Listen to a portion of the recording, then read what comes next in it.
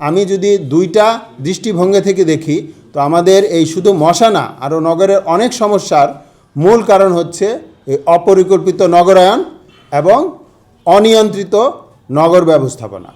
আলোচনায় যেটা আসলো যে বেসমেন্ট, ফ্লাডেড ফ্লোর, পরে ড্রামের মধ্যে আমাদের মশা তৈরি হয়। একই সাথে আমি বক্স কালভার্ট এবং আন্ডারগ্রাউন্ড ড্রেনের কথা বললাম।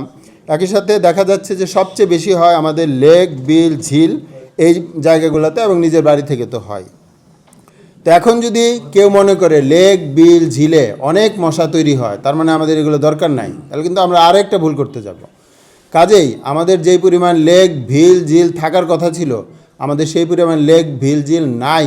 এটাও আরেকটা কারণ।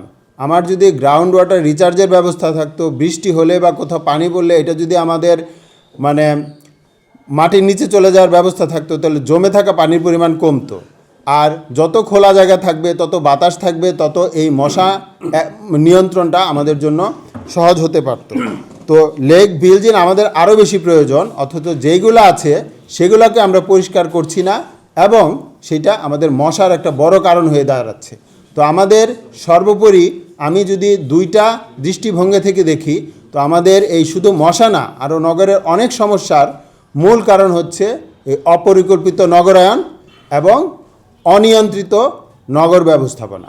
দুই জায়গায় যদি আমরা জোর দিতে পারি, নগর ব্যবস্থাপনায় যদি আমাদের ড্রেনেজ সিস্টেম, বর্জ্য ব্যবস্থাকে আমরা যদি ঢেলে না সাজাই, তো সাময়িকভাবে আমরা হয়তো মশা নিয়ন্ত্রণ করতে পারবো, কিন্তু দীর্ঘমেয়াদে আমাদের যেই সমস্যা সেটা থেকে বের হয়ে আসতে পারবো না।